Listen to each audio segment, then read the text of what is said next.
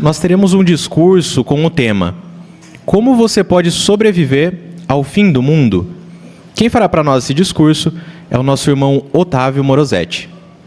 Você se lembra onde você estava, o que você estava fazendo no dia 21 de dezembro de 2012? Quer pensar um pouquinho? É difícil, né, a gente lembrar.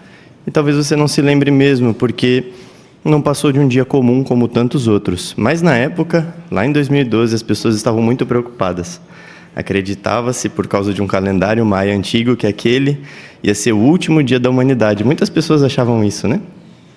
Existe uma profecia antiga em que o mundo ia acabar exatamente naquele dia, 21 de dezembro de 2012. E aí muitas pessoas ficaram bem apreensivas com isso, construíram abrigos, falavam-se de muitas coisas, alguns contraíram dívidas enormes achando que o mundo ia acabar mesmo, né? Até filme foi feito sobre isso. Mas é claro que nem todo mundo reagiu assim, né? Alguns estudiosos diziam que o planeta tem vindo muito bem há bilhões de anos e que vai continuar assim por muito tempo e por isso não havia nada para ser temido. E você? Você ficou preocupado com esse dia? Provavelmente não também, né? Mas será então que é por isso que a gente não precisa pensar nunca no fim do mundo? Será que não existe nada que a Bíblia fala que possa ameaçar de fato a existência humana? A Bíblia fala sobre isso sim, quer ver?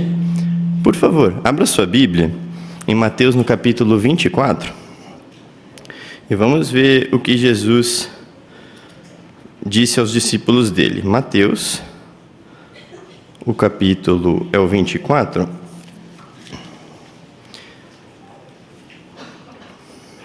O versículo é o 2. Jesus estava conversando com os discípulos dele lá no Monte das Oliveiras. Mateus 24, 2 diz assim: Em vista disso, ele lhes disse, Jesus, né? Não estão vendo todas essas coisas? Eu lhes digo a verdade, de modo algum ficará aqui pedra sobre pedra sem derrubada. E aí o versículo 3, enquanto ele estava sentado no Monte das Oliveiras, os discípulos se aproximaram dele em particular e lhe disseram: Diga-nos, quando acontecerão essas coisas e qual será o sinal da sua presença e do final do sistema de coisas? Algumas traduções dizem aqui do sinal do fim do mundo, como diz em algumas traduções. Então é natural que as pessoas, quando leem esses versículos, fiquem preocupadas de fato com o fim do mundo, do planeta Terra. E de fato existem algumas ameaças, tirando esses filmes, né, que a gente citou aí no começo, que preocupam mesmo a humanidade. Que ameaças são essas? A Despertar de setembro de 2012 fala sobre algumas dessas ameaças. Nós vamos ver pelo menos 4 delas, de maneira breve, né? A primeira são desastres naturais. E existem, de fato, muitos desastres mesmo, né? Por exemplo, em 1908, na Sibéria, um asteroide de 35 metros de diâmetro e 100 mil toneladas atingiu uma floresta. Ele destruiu uma área de 2.000 quilômetros quadrados. É como se fosse uma explosão de 2.000 bombas atômicas do tamanho de Hiroshima. Muito forte mesmo, né? Se um asteroide fosse maior ainda, seria ainda mais devastador. Então essa é a preocupação de alguns estudiosos. Outra preocupação são as mudanças climáticas. A gente tem visto, né? Muitas ondas de calor acontecendo na Europa. Mais de 1.700 pessoas morreram por calor nesses últimos anos na Europa. E a Organização Mundial da Saúde reconhece que é muito importante que as pessoas comecem a se preocupar com as condições climáticas como um todo, antes que fique ainda pior. A gente vê isso aqui no nosso país, vê também, né? Nós tivemos recentemente lá no Sul, para a campanha de pregação do Hunziker, e foi aquela maior chuva que atingiu o Rio Grande do Sul. É, de fato, um cenário muito assustador, né? Então, isso nos atinge também. Outra preocupação dos estudiosos são as guerras. E a gente tem visto quanto uma guerra, mesmo longe da gente, pode ser devastadora, né? As pessoas começam a sofrer tanto pela destruição da guerra em si, quanto pela falta de alimentos, de mantimentos. Cria um caos generalizado, né? E se tem muito medo também que uma guerra nuclear comece no mundo, e aí sabe-se lá o que pode acontecer com a humanidade. E ainda uma quarta preocupação dos estudiosos são as doenças e pandemias. Isso a gente também passou há pouco tempo, né? Uma grande pandemia. Estima-se que foram mais de 600 milhões de casos confirmados e quase 7 milhões de mortes por causa da Covid-19. E a gente se lembra o quanto isso atingiu a gente, né? A gente viu acontecer, a gente ficando longe dos nossos amigos, dos nossos parentes. A gente teve que mudar o jeito que a gente assiste às reuniões, mudar o jeito que a gente prega. Então, também é uma preocupação de que isso possa destruir a humanidade. Então, são de fato muitas ameaças, né? Nós vimos aqui brevemente 4 delas. E quando a gente para pensar nelas, é de fato assustador. Mas será que essas ameaças devem de fato nos preocupar? Vamos fazer uma análise rápida, né? Humanos versus a Bíblia. As predições que os humanos fazem para o futuro versus o que a Bíblia diz sobre o que vai acontecer no futuro. Então, falando primeiro sobre os homens, que conclusões a gente pode chegar sobre as previsões que os homens fazem? Primeiro, as teorias dos homens, elas se baseiam em especulações, em estudos de pessoas, de homens, de humanos, e os humanos não são confiáveis para predizer o futuro, eles não têm um histórico bom. Segundo, se de fato uma previsão dessas de catástrofe acontecesse, era muito difícil que tivesse um sobrevivente humano, ia ser por um mero acaso. E terceiro, mesmo que esse humano sobrevivesse, algum grupo pequeno sobrevivesse, ia ser muito difícil que ele continuasse vivo, por causa da condição que o mundo ia se encontrar, né? Falta de alimento, sem nenhuma condição de saneamento. Então ia ser muito difícil, ia ser um cenário pós-apocalíptico. Então essas são as previsões humanas. Pensando nas provisões da Bíblia, aí já é uma perspectiva bem mais animadora, né?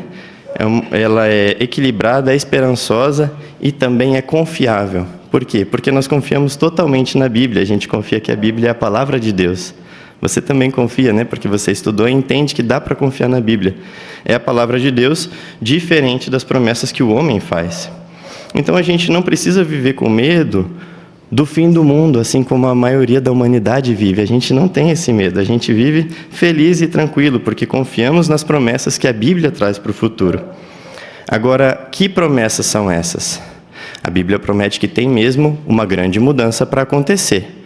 Agora, que mudança também vai ser essa? A Bíblia promete que pessoas que obedecem a Deus sempre vão existir. Quer ver? Por favor, abra sua Bíblia agora em Salmos, o capítulo 37.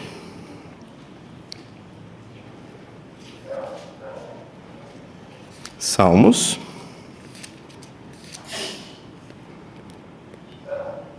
capítulo 37. Nós vamos ler o versículo 29. Diz assim: os justos possuirão a terra e viverão nela para sempre. Aqui já traz uma verdade maravilhosa e reconfortante para a gente, né? Os justos vão viver na terra para sempre. Então não precisamos ter medo de que a humanidade vai acabar. E tem mais um texto que reforça essa ideia também no Salmo. Agora é o capítulo 104. Salmo 104. O versículo é o 5. Salmo 104, 5 diz assim: estabeleceu a terra em seus alicerces, ela nunca, jamais será tirada do seu lugar. Então esse texto também nos ensina uma verdade valiosa: o planeta Terra nunca vai ser totalmente destruído, sempre vai estar lá, porque é o propósito que Jeová estabeleceu para a Terra mesmo, né? Ser completa, cheia de humanos que fazem a vontade dele. Então ela nunca, jamais será tirada do seu lugar. Então nós vimos aqui de maneira breve 2 promessas da Bíblia muito reconfortantes, diferentes das predições humanas, né? A primeira, sempre o planeta Terra vai ser habitado. E segundo, ele sempre vai existir, ele nunca vai ser totalmente destruído. Mas a gente não acabou de ler agora Jesus falando sobre o fim do mundo? Em Mateus capítulo 24? Qual será o sinal do fim do mundo? O que será que ele queria dizer com isso? Tem um texto da Bíblia que nos ajuda a entender melhor isso. Por favor, avance sua Bíblia agora em 2 Pedro. O capítulo é o 3.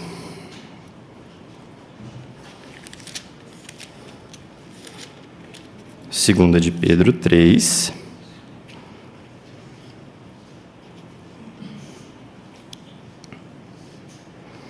Os versículos que nós vamos ler são do 5 ao 7. Segunda Pedro 3, 5 ao 7, diz assim, ó. Pois eles propositalmente ignoram este fato. Há muito tempo havia céus e uma terra situada firmemente fora da água e no meio da água pela palavra de Deus. E por meio dessas coisas, o mundo daquele tempo sofreu destruição ao ser inundado pela água.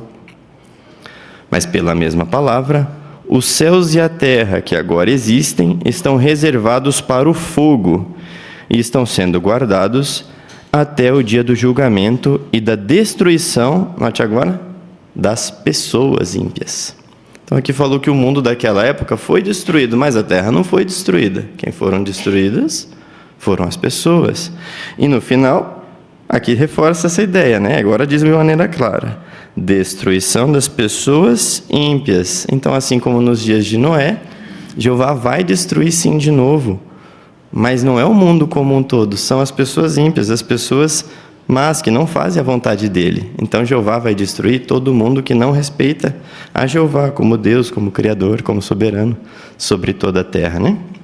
Agora, como é que Jeová vai fazer isso? Como ele vai destruir esse mundo mau? A gente pode entender como Jeová agiu no passado com o povo dele. Isso nos dá uma clareza de como Jeová vai agir no futuro. E como ele agiu lá no passado?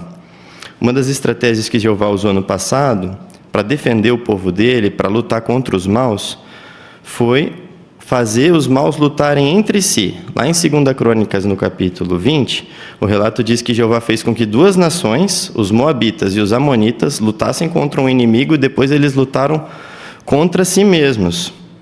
Será que Jeová vai usar isso de novo no futuro? Vai. A Bíblia também diz que sim. Quer ver? Por favor, abra sua Bíblia agora em Ezequiel, no capítulo 38.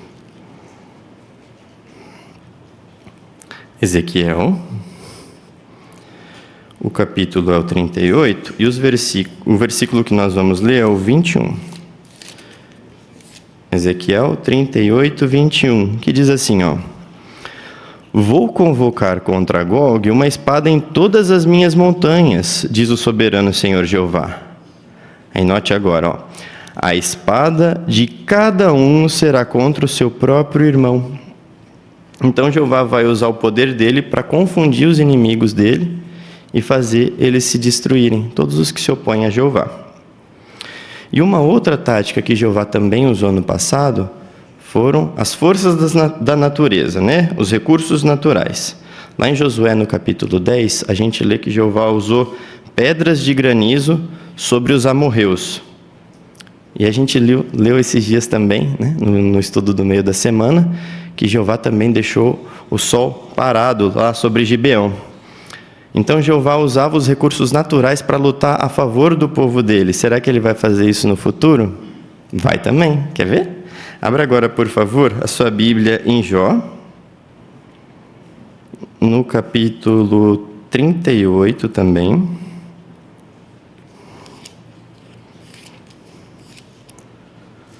Os versículos que nós vamos ler são o 22 e o 23. Jó 38, 22 e 23, que diz assim, ó. Por acaso você entrou nos depósitos da neve, ou viu os depósitos do granizo que reservei para o tempo de aflição, para o dia de batalha e de guerra? Então, Jeová tem reservado à disposição dele depósitos de granizo para usar no dia da batalha dele, né? Então, ele pode fazer isso, usar essas grandes forças da natureza para destruir as pessoas que são más.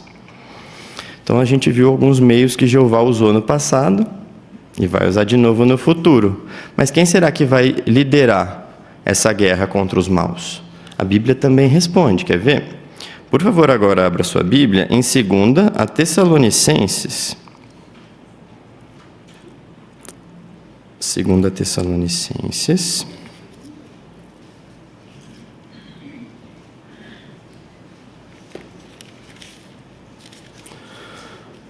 O capítulo 1.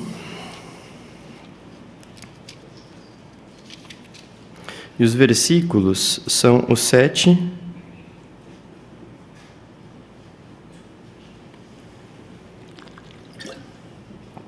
e o 8. 2 Tessalonicenses 1, 7 e 8. Diz assim: Mas vocês que sofrem tribulação receberão alívio junto conosco por ocasião da revelação do Senhor Jesus, desde o céu com os seus anjos poderosos em chamas de fogo, ao trazer vingança sobre os que não conhecem a Deus e os que não obedecem às boas novas a respeito do nosso Senhor Jesus. Conseguiu notar então quem é que Jeová vai usar para liderar essa guerra? O Senhor Jesus, Jesus Cristo, né? Então Jesus, junto com o exército celestial, vai acabar completamente com os maus. Será que esse exército celestial também é poderoso? É capaz de fazer isso? É sim.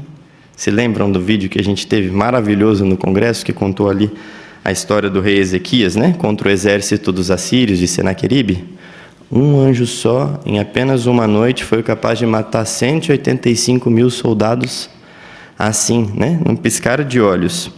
Então, isso nos dá uma confiança de que Jeová é totalmente capaz, Jesus também, o exército celestial também são totalmente capazes de liderar e de trazer a destruição das pessoas más. Isso nos dá bastante confiança. E um texto que também nos dá bastante confiança sobre isso, está lá em Apocalipse, no capítulo 6, por favor, abra sua Bíblia. Apocalipse, no capítulo 6, e os versículos são o 16 e o 17. Apocalipse 6, 16 e 17, que diz assim: Digam as montanhas e as rochas, caiam sobre nós e escondam-nos da face daquele que está sentado no trono e da ira do Cordeiro, porque chegou o grande dia da ira dele. E quem pode ficar de pé? Então, vai ser impossível para alguém que é mau, que merece ser destruído, de escapar da punição de Jeová. Nada vai conseguir fazer essa pessoa má escapar. Agora, no finalzinho aqui do versículo, faz uma pergunta que nos interessa também, né? Quem é que pode ficar de pé? Como é que a gente faz para ser salvo, para ser livrado desse dia? O poder de Jeová é muito grande, a ira de Jeová é muito grande. Mas como é que a gente faz para não estar no meio dessas pessoas destruídas e sobreviver ao fim desse sistema?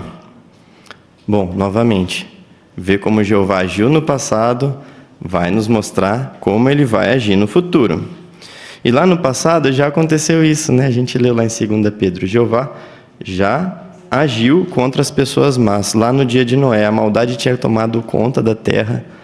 A terra estava numa situação muito ruim e Jeová tomou a decisão de destruir aquele mundo mau. E foi aí que ele trouxe o dilúvio. Mas no meio dessa destruição que o dilúvio trouxe, Jeová decidiu salvar algumas pessoas. Que pessoas eram essas?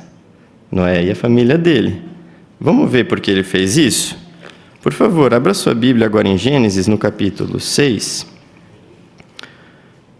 E se você quiser deixar sua Bíblia aberta aí um pouquinho, a gente vai ler mais alguns versículos aí. Gênesis 6. O primeiro versículo que nós vamos ler é o 9. Gênesis 6, 9, que diz assim: Esta é a história de Noé. Noé era um homem justo, mostrava-se íntegro entre os seus contemporâneos. Noé andava com o verdadeiro Deus. Conseguiu notar algumas características então de Noé? Era um homem justo, íntegro. Ele era diferente dos seus contemporâneos, né? Então Noé não era igual às pessoas que viviam na mesma época que ele. E como eram essas pessoas? Agora os versículos 4 e 5, por favor. Gênesis 6, 4 e 5 diz assim: Havia os nefilins na terra, naqueles dias e depois. Durante esse tempo, os filhos do verdadeiro Deus continuaram a ter relações com as filhas dos homens, e elas lhes deram filhos. Eles eram os valentes dos tempos antigos, homens de fama. Assim, Jeová viu que a maldade do homem era grande na terra e viu que toda a inclinação dos pensamentos do seu coração era só má todo o tempo. Vamos ver mais alguns detalhes agora nos versículos 11 e 12. Gênesis 6, 11 e 12. Mas a terra tinha ficado arruinada à vista do verdadeiro Deus, e a terra estava cheia de violência. Sim, Deus olhou para a terra e viu que ela estava arruinada. Toda a humanidade havia arruinado o seu caminho na terra. Vamos pedir para o pessoal da técnica colocar a primeira imagem, por favor? Isso. Obrigado. O que a gente consegue notar, então? Violência, né? A inclinação do coração das pessoas era má a todo o tempo. Além da violência, a imoralidade também tinha tomado conta da humanidade como um todo. É o que a gente consegue ver na imagem e também nesses textos da Bíblia. E o que Jeová decidiu fazer? Agora o versículo 13. Depois Deus disse a Noé: decidi pôr um fim a toda a humanidade, porque a terra está cheia de violência por causa deles. Por isso vou arruiná-los junto com a terra. Então Jeová decidiu pôr um fim a toda a humanidade. Mesmo assim, ele decidiu salvar Noé e a família dele. Por quê? Porque Noé não deixou que a atitude daquelas pessoas contaminasse o jeito, contaminasse a maneira que ele e a família dele se comportavam, né? Pelo contrário, a gente leu lá no versículo 9, né? Noé era amigo de Jeová, ele andava com o verdadeiro Deus. Era como se a gente visse, né? Dois amigos caminhando juntos, assim era Jeová e Noé andando lado a lado como grandes amigos. Noé fazia o que Jeová pedia para ele fazer, e por isso ele era considerado um homem justo. E foi essa amizade que ajudou Noé a ter uma fé forte o suficiente para fazer tudo o que Jeová pediu, do jeito que Jeová pediu. Mas o que foi que Jeová pediu para ele? Por favor, abra sua Bíblia agora em Hebreus, no capítulo 11.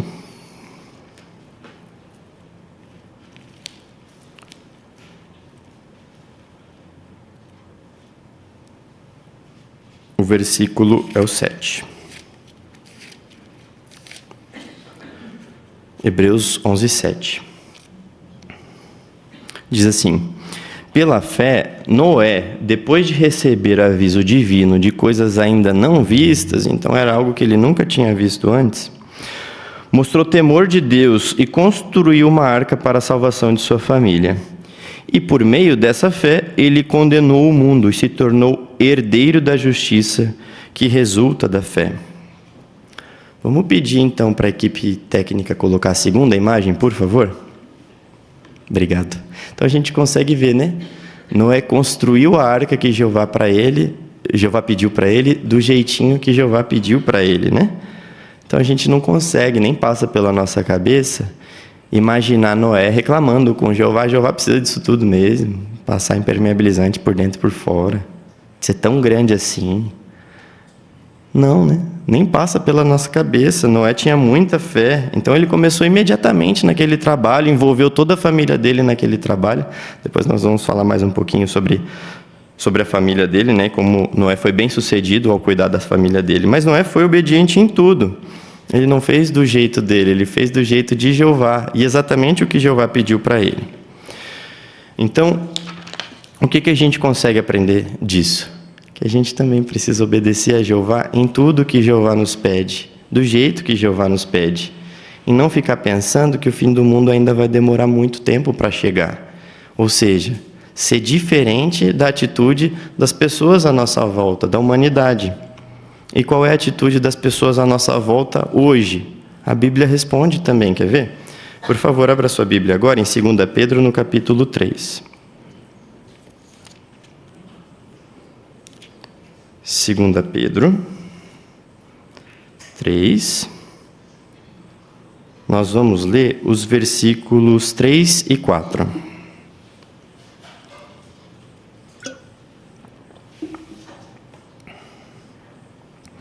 Diz assim: antes de mais nada, saibam que nos últimos dias surgirão zombadores com as suas zombarias, agindo segundo os seus próprios desejos. Eles dirão: onde está essa prometida presença dele?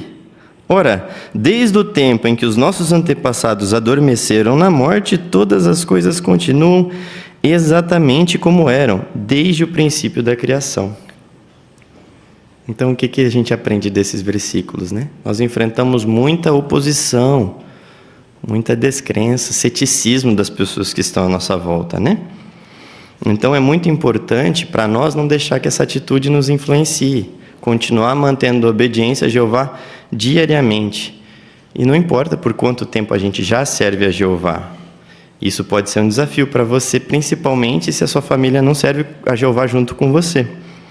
Será que Noé enfrentava situações assim? Claro que sim, né? A gente consegue imaginar a vizinhança, as pessoas ali perto dele, zombando dele, falando, cara, nunca choveu antes. O que você está fazendo, né? Ele enfrentava situações como essa, mas ele não deixou que isso impedisse ele e a família dele de trabalhar na construção da arca. Mas Noé fez mais do que isso. Vamos ver o que Noé fez? Volte agora um capítulo na sua Bíblia, 2 Pedro 2, o versículo 5. Além de continuar trabalhando, apesar de oposição, olha o que mais Noé fez. 2 Pedro 2, 5. Ele também não se refreou de punir um mundo antigo, mas preservou a Noé.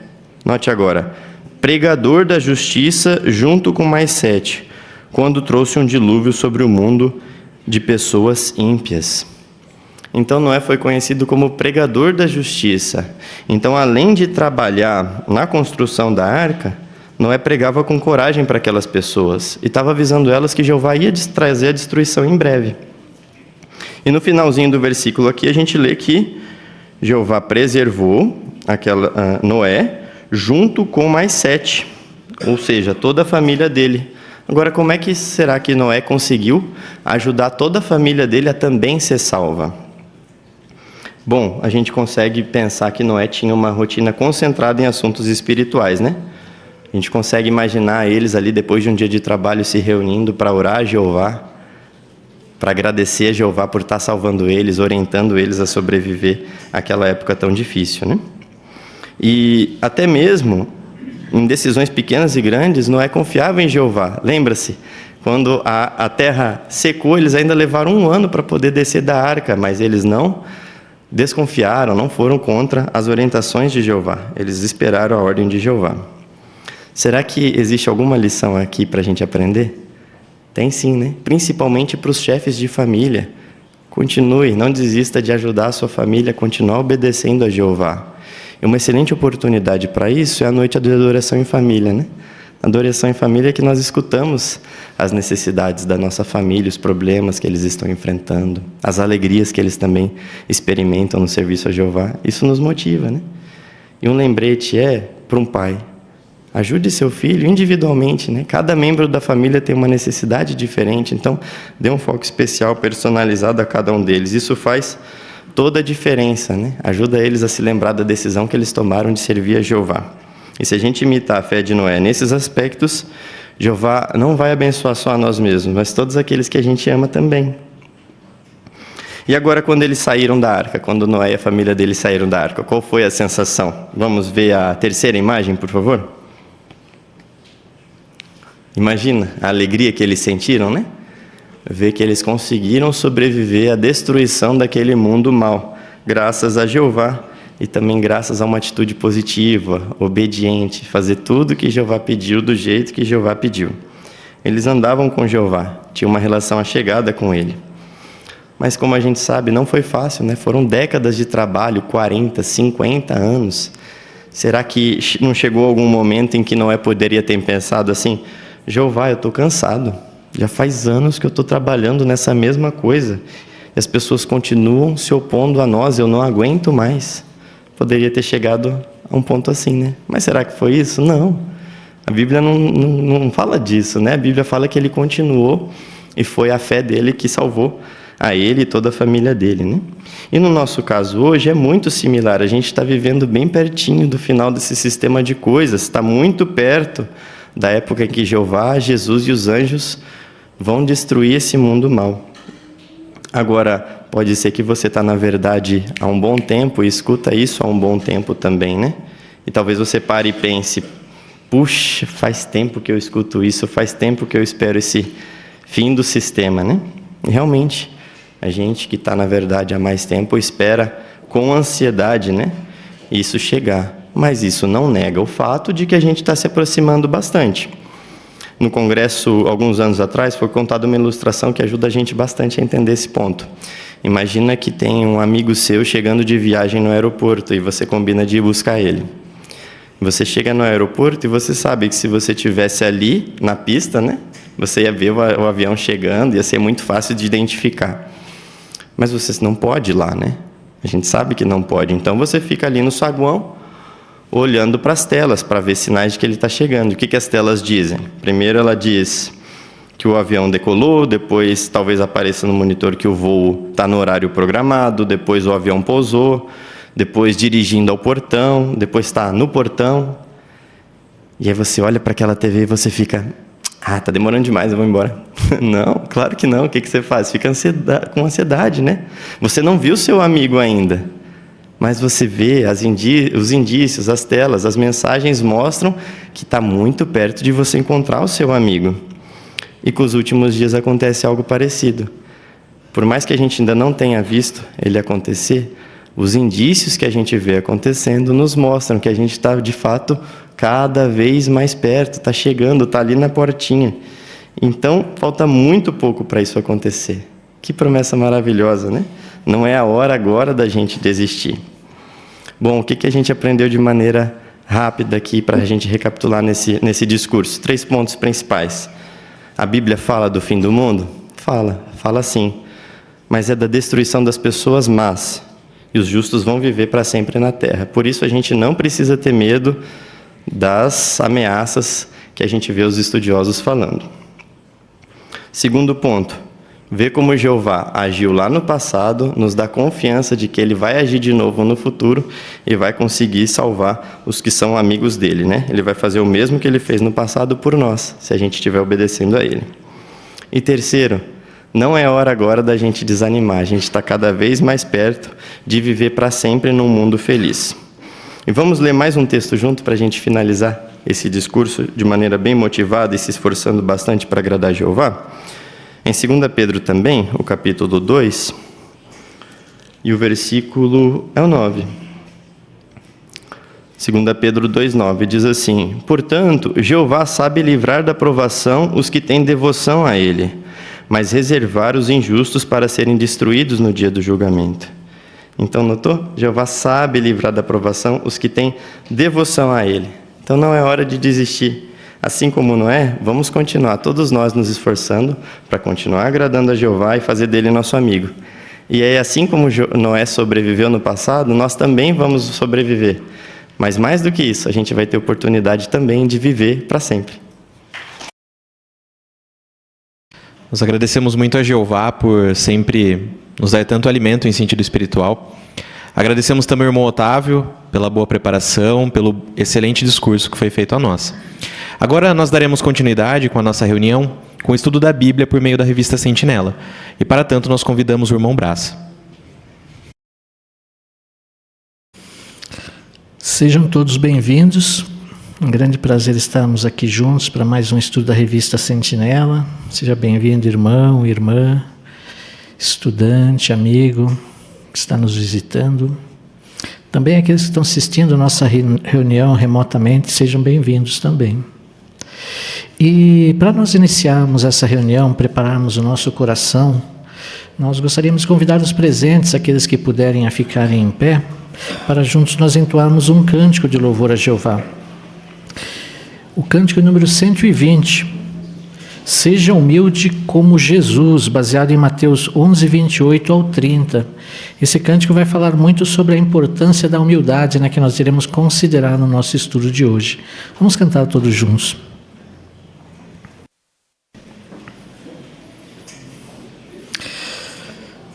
As palavras desse cântico falou que nós somos iguais, né? Somos todos irmãos. Então precisamos mostrar respeito uns pelos outros, né? E o nosso estudo de hoje, o estudo 38, tem o seguinte tema: mostre respeito por outros.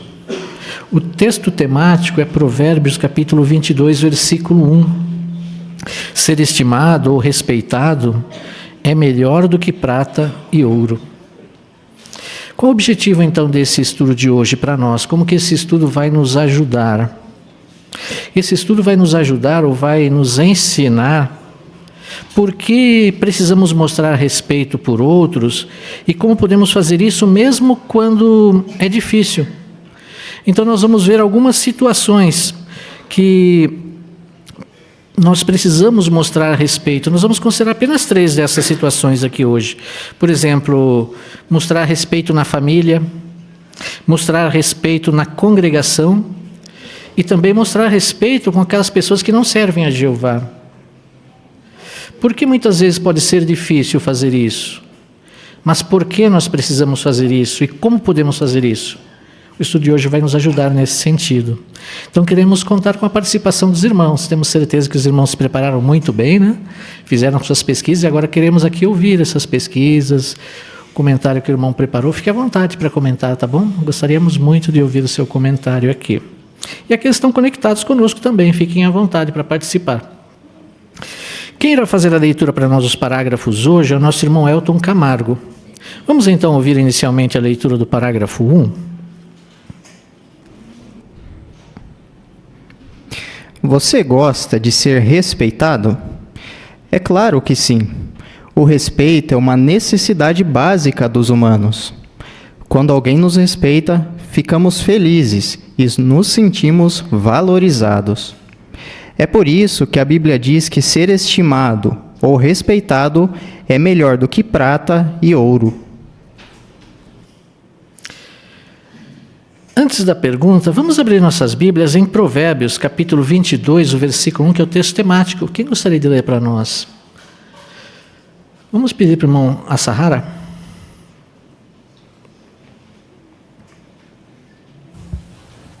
Mais vale um bom nome do que muitas riquezas. Ser estimado é melhor do que prata e ouro.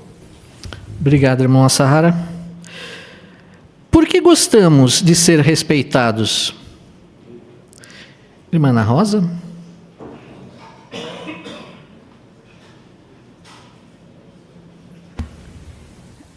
O respeito, ele é uma necessidade básica dos humanos, né? Então, quando alguém nos respeita, nós ficamos felizes. E também nós sentimos que somos valorizados, né? Até mesmo aqui fala, a Bíblia diz que ser estimado é melhor do que prata e ouro. É muito valioso, né? Muito bem. Obrigado, irmã. Vamos aos parágrafos 2 e 3. Às vezes, é difícil mostrar respeito por outros. Um dos motivos é que conseguimos notar facilmente as falhas das pessoas ao nosso redor. Além disso, vivemos em um mundo onde o desrespeito é muito comum. Mas nós precisamos ser diferentes. Por quê? Porque Jeová quer que honremos ou respeitemos homens de todo tipo. Neste estudo, vamos aprender o que significa respeitar outros e como podemos mostrar respeito, primeiro, na família, segundo, na congregação e terceiro, pelas pessoas que não servem a Jeová. Vamos nos concentrar em como podemos fazer isso, mesmo quando é difícil. Porque às vezes é difícil mostrar respeito por outros. E quem devemos respeitar? Irmão Lopes? Devido à nossa imperfeição, né? Nós conseguimos facilmente notar defeitos e falhas de outras pessoas, né? E além disso, nós vivemos, né, em um mundo, né, onde o desrespeito ele é muito comum. Verdade. Obrigado, irmão. Irmã Jaziane? E seguindo o princípio de 1 Pedro 2,17, Jeová quer que honremos e respeitemos todos os homens, todo tipo de homem, né? Então, nesse estudo, a gente vai aprender como que a gente pode mostrar respeito na família, na congregação e até mesmo pelas pessoas que não servem a Jeová, mesmo que isso seja difícil. Exato. Obrigado. Obrigado pelo comentário. Então, irmão Nilson?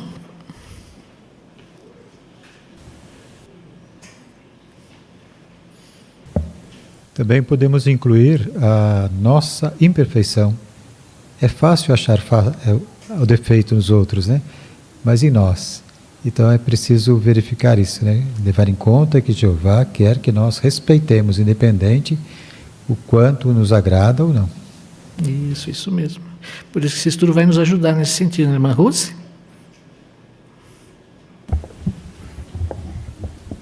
Igual nós aprendemos no discurso, né? Nós precisamos tomar cuidado para que nós não sejamos influenciados por esse sistema e passemos a desrespeitar as pessoas ao nosso redor.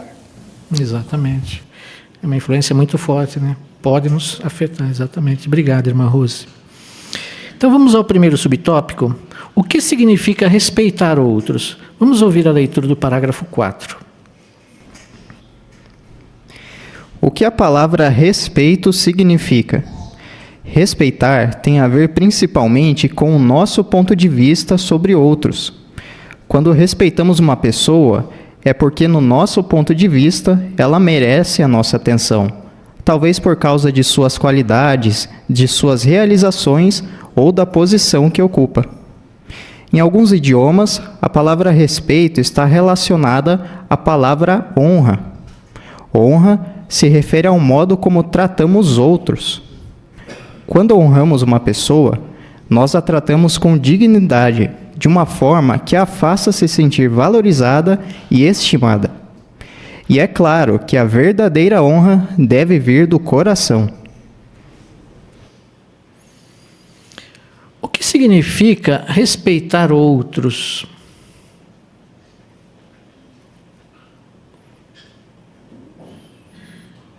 O irmão Rodrigo?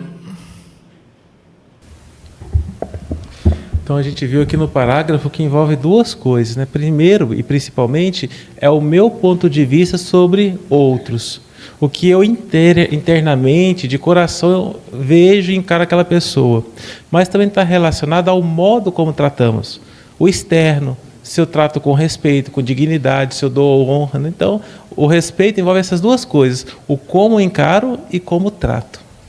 Isso. Obrigado, irmão. Obrigado pelo seu comentário. Irmão Mateus? Quando nós respeitamos outros, essa pessoa ela se sente valorizada, né? Aqui o texto fala que ela se sente valorizada e estimada. Só que a gente não deve fazer isso só da boca para fora, né? Porque uma pessoa ela pode perceber que a gente pode ter sido falso em demonstrar honra a ela. Mateus capítulo 15, versículo 8, fala que o povo ele honrava Jeová com os lábios, mas o seu coração estava distante dele. Então nós devemos honrar a pessoa de coração. Isso, esse respeito deve vir do coração. Obrigado, irmão Mateus. Vamos ao parágrafo 5. Jeová quer que tratemos outros com respeito. Por exemplo, ele diz que devemos respeitar as autoridades superiores. Mas alguns talvez pensem: tudo bem mostrar respeito pelas pessoas, desde que elas façam por merecer. Será que está certo pensar assim? Como servos de Jeová, entendemos que nosso respeito pelas pessoas não deve se basear apenas no que elas fazem ou deixam de fazer. O que nos motiva a respeitar outros é algo muito mais importante: nosso amor por Jeová e nosso desejo de agradar a Ele. O que nos motiva a respeitar outros? Irmão Miguel? É verdade que aquilo que nós sentimos por outra pessoa, né? Isso nos ajuda a respeitar ela, admirar, dar honra. Mas o ponto-chave que deve motivar a cada um de nós a respeitarmos tanto os nossos irmãos como, de modo geral, toda a pessoa, é o amor que nós temos pelo nosso Criador, porque Ele deseja que nós façamos isso, né? Se Jeová deseja que nós façamos isso, então é natural nós queremos agradar a Jeová, não queremos desagradar a Ele. Então, dar honra a outras pessoas faz parte da nossa adoração. Isso mesmo. Irmão Siqueira. Logo então, o nosso respeito por outros não se baseia apenas no que eles fazem ou deixam de fazer. É uma responsabilidade nossa como servos de Jeová entender a ordem que o próprio Jeová dá. É o próprio Jeová que pede para que se respeite outros, né? Jeová, em Josué 4,14, por exemplo, menciona que Jeová enalteceu Josué aos olhos de todo Israel, e eles o respeitaram profundamente durante todos os dias da vida dele. Então é isso que significa o respeito, e é isso que nós queremos praticar. Obrigado, irmão. Ainda o irmão Malcínio.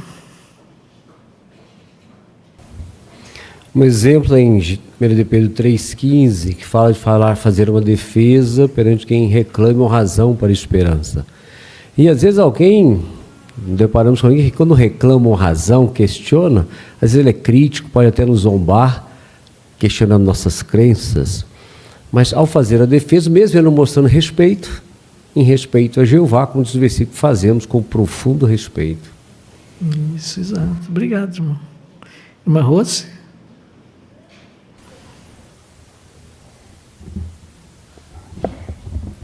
E esse parágrafo, ele cita um exemplo para nós. Jeová, ele pede para a gente obedecer às autoridades superiores. Então, nós devemos pensar também que o modo como reagimos às sinalizações no trânsito, nas marcas de pedestre, vai mostrar o quanto nós amamos a Jeová. Então, porque se nós respeitarmos as autoridades, nós estaremos respeitando o próprio Jeová. Isso mesmo. Isso tudo vai nos ajudar a entender melhor esse aspecto ainda, né? Vamos então ao parágrafo 6. Algumas pessoas talvez se perguntem: será que é possível respeitar alguém que não me trata com respeito? Sim. Veja alguns exemplos. O rei Saul humilhou o seu filho Jonatã na frente de outros. Apesar disso, enquanto Saul estava vivo, Jonatã continuou respeitando seu pai e lutando junto com ele. O sumo sacerdote Eli acusou Ana de estar bêbada, mas Ana falou de modo respeitoso com Eli, apesar de todo mundo em Israel saber das falhas dele como pai e como sumo sacerdote. E os homens de Atenas ofenderam o apóstolo Paulo, dizendo que ele era um tagarela. Mesmo assim, Paulo mostrou respeito ao falar com eles. Esses exemplos deixam claro que o forte amor por Jeová e o medo de desagradá-lo podem nos motivar a mostrar respeito por outros, até quando é difícil. Então, vamos ver quem merece nosso respeito e por quê. Que exemplos mostram que é possível respeitar alguém que não nos respeita? E aqui nós temos uma imagem que pode também ajudar nesse seu comentário, né? Vamos ouvir aqui primeiro a Laurinha.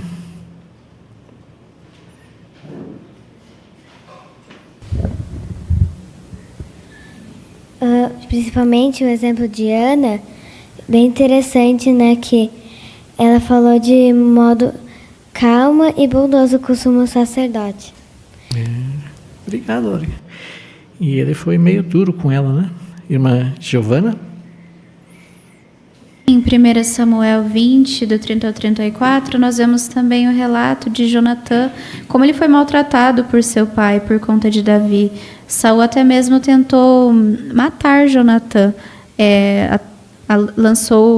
arremessou uma lança contra ele, né? E por isso ele foi humilhado e maltratado pelo seu pai. Com certeza foi muito doloroso isso para ele. Mas mesmo assim, Saul ainda era o rei e pai de Jonatã. Então ele continuou mostrando respeito por Saul. Isso, muito bem. Irmã Linda Lauren?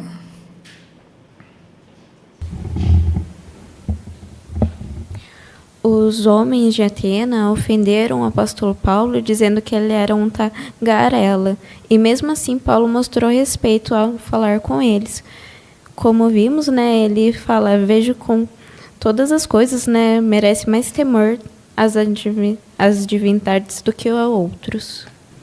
Exato. Obrigado, Linda Lauren, também pelo seu comentário. Irmã Andréia? Aqui, Jonatã, ele continuou defendendo e apoiando seu pai como rei, mesmo depois de ter sido humilhado por ele. Isso, obrigado, irmã.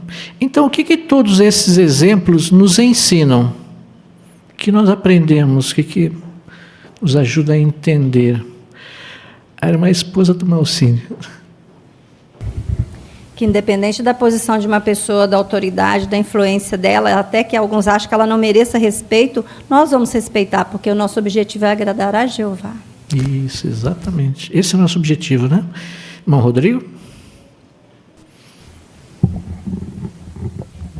É interessante mesmo, né, que o parágrafo falou que o forte amor por Jeová é o segredo para a gente demonstrar esse respeito.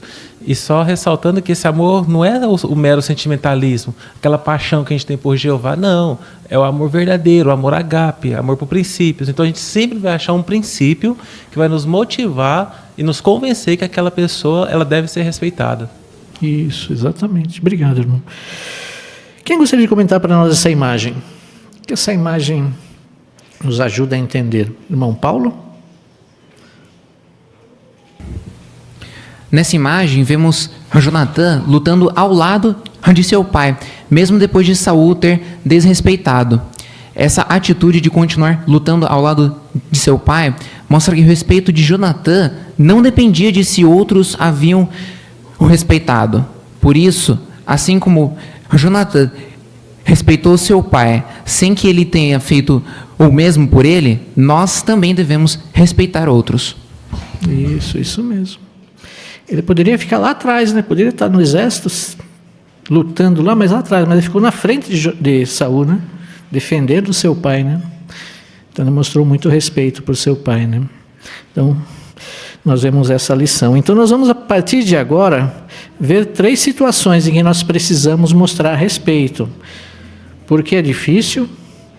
Por que é importante mostrarmos e como podemos fazer isso? Primeiro é a família. Mostre respeito na família, parágrafo 7. Porque é difícil. Nós passamos muito tempo com os membros da nossa família. Por isso, conhecemos bem os pontos fortes e os pontos fracos de cada um. Alguns talvez sejam muito ansiosos ou tenham uma doença que torna difícil cuidar deles. E pode ser que outros falem ou ajam de uma forma que nos magoa. Em vez de contribuir para o lar se tornar um lugar de descanso e paz, alguns tratam os membros da família sem o menor respeito. Isso acaba gerando confusão e desunião. Assim como a artrite pode impedir que as partes do corpo funcionem de forma unida e suave, a falta de respeito impede que a família viva em união. Só que existe uma diferença. Nós não podemos curar totalmente a artrite, mas podemos impedir que o desrespeito destrua nossa família. Por que pode ser difícil mostrar respeito pelos membros da nossa família? Irmã Luciene? É porque nós passamos muito tempo com eles, né? Então a gente sabe tanto os pontos fortes como os pontos fracos. E alguns deles são, por exemplo, né, falar ou agir de forma que possa nos magoar, né? Às vezes é a ansiedade, uma doença, né? E alguns tratam os membros da família sem o menor respeito. Então isso acaba gerando muita dor e confusão. Isso mesmo.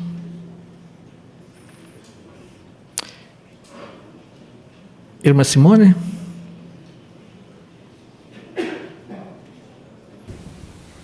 Eu achei interessante o exemplo que usou aqui sobre a artrite. Assim como a artrite, ela pode impedir que o corpo ele funcione de forma unida e suave, realmente é verdade, que quem tem, a pessoa sente muita dor, então causa um sofrimento para as pessoas. A falta de respeito na família também causa muita dor, porque as pessoas elas não vivem em união. Mas aqui fala que, assim como a gente não pode curar totalmente a artrite, nós podemos impedir, sim, o desrespeito na nossa família. Isso, exatamente. Então, nós conhecemos todos os membros da nossa família, né? Conhecemos muito bem, né? Às vezes tem um que é mais difícil de lidar, outro mais fácil, outro tem um problema aqui, outro tem um problema ali. Então, nós conhecemos cada um, né? E isso, às vezes, torna difícil, né? Mostrar o respeito, né? Conforme os irmãos bem comentaram. Então, nós não queremos destruir essa união da família. Como podemos fazer isso, né? Mas vamos ver, então, mais no parágrafo 8. Antes de fazer a leitura, nós vamos abrir nossas Bíblias aqui em 1 Timóteo. 1 Timóteo, capítulo 5, os versículos 4 e 8. Quem gostaria de ler para nós, irmão Davi?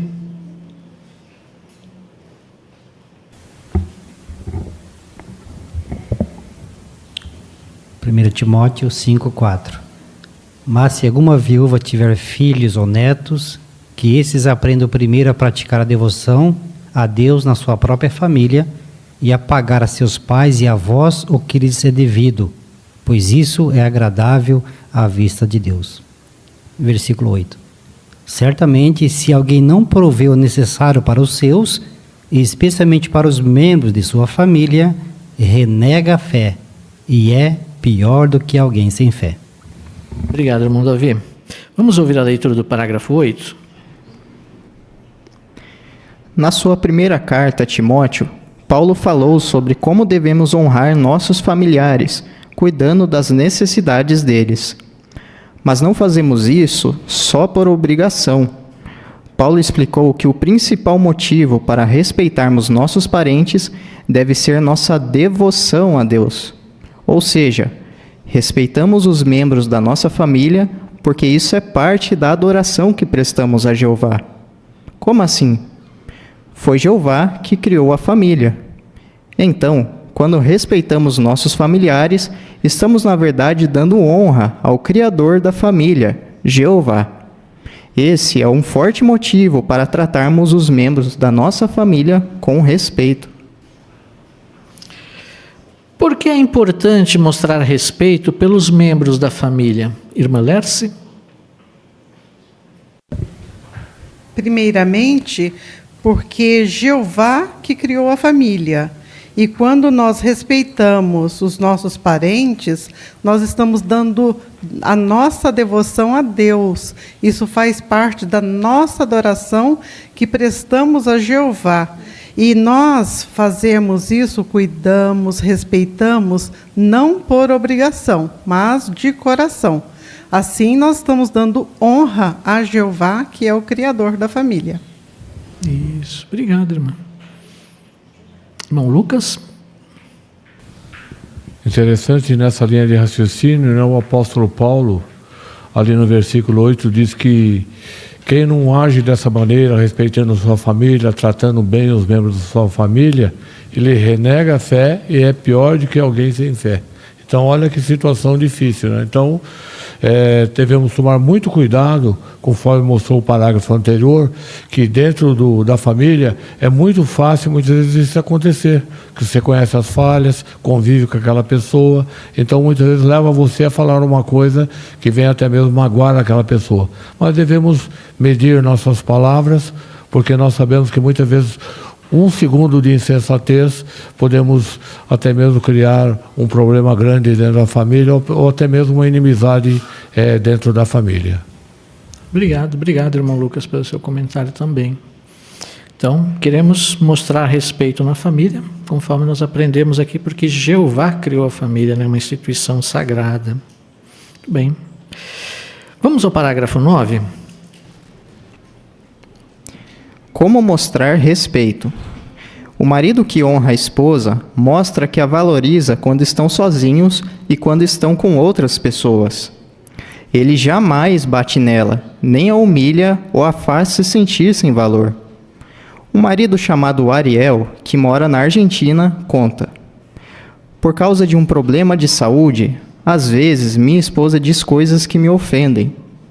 Quando isso acontece, eu tento lembrar que o que ela diz nem sempre é o que ela realmente sente. Um texto que me ajuda nesses momentos difíceis é 1 Coríntios capítulo 13, versículo 5, que me incentiva a falar com ela de uma maneira respeitosa, em vez de deixar a raiva falar mais alto. A esposa honra o marido por falar bem dele para outros. Ela não é sarcástica, não faz brincadeiras de mau gosto, nem xinga o marido. Ela sabe que esse tipo de atitude é como uma ferrugem que pode corroer o casamento. Uma irmã na Itália diz: meu marido luta contra a ansiedade e às vezes eu acho que as preocupações dele são exageradas. Antes, minhas palavras e expressões faciais mostravam que eu não tinha respeito por ele.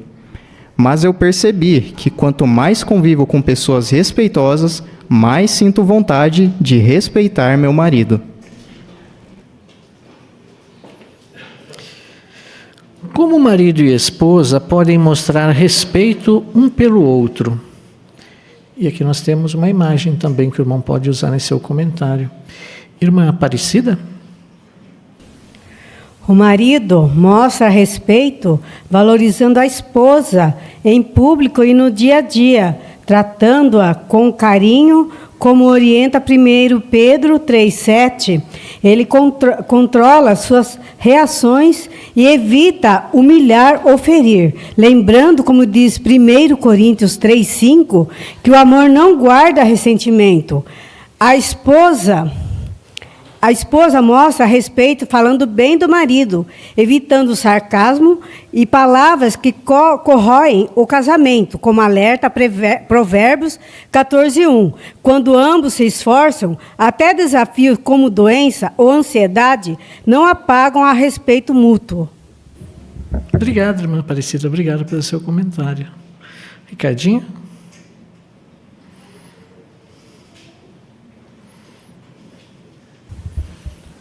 Nessa gravura, vemos esse marido aplicando o princípio de Efésios 5:33. Ele está amando a esposa dele igual a ele mesmo, porque ele não está batendo, ele não está xingando. E também, ao lado, conseguimos ver a esposa dele falando bem dele, não falando mal dele, não difamando a imagem dele. E quando ambos se respeitam, eles também estão respeitando o Criador da família, que é Jeová. Bom, obrigado, Ricardinho, pelo seu comentário. Irmão Israel? O princípio aqui de 1 Coríntios 13:5, né? Nos ajuda bastante, tanto ao marido quanto à esposa, né? Diz que nós não devemos nos comportar indecentemente, não procurar os nossos próprios interesses, não nos irritar com facilidade e não levar em conta o dano. Especialmente isso no casamento é muito importante, né? Nós não irritarmos com facilidade. E aqui no contexto, o irmão, ele disse que ele, quando ouvia a esposa falando coisas talvez que o machucavam, ele não levava em conta, porque ele conhecia a pessoa, ele sabia como que ela era, né? Então, quando ela estava com um problema de saúde, talvez... hoje é comum, né? A ansiedade, bipolaridade, depressão, tantas doenças que realmente fazem com que a pessoa diga ou age de maneira que ela não quer fazer. Então é importante nós também termos não nos irritarmos facilmente, entendermos a situação, né? E não levarmos em conta o dano, especialmente no casamento, porque nós queremos que tenhamos um caminho de paz, tanto da esposa quanto do marido. Então não levar em conta vai fazer com que o casamento flua e que Jeová vai abençoar grandemente todas essas atitudes que tenhamos como cônjuge. Isso, muito bem. Como que as palavras ali de Efésios 5:33 podem ajudar tanto o marido quanto a esposa a respeitar, honrar um ao outro?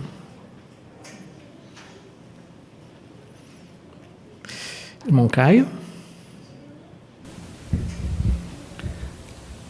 Baseado nesse versículo, eu achei interessante a Despertai, número 6 de 2016, que em resumo diz que tanto a esposa como o marido merecem amor e respeito. Os maridos, em especial, se sentem realizados quando são respeitados. Mas a esposa, por outro lado, ela se sente mais amada quando o marido a escuta e demonstra carinho com ela. Mas os dois precisam fazer a sua parte. Quando a esposa demonstra respeito, o marido tende a expressar mais amor. E quando o marido expressa amor, a esposa tende a demonstrar mais respeito. Muito bom. Obrigado, Caio. Obrigado pela sua pesquisa também. Irmão Nilson?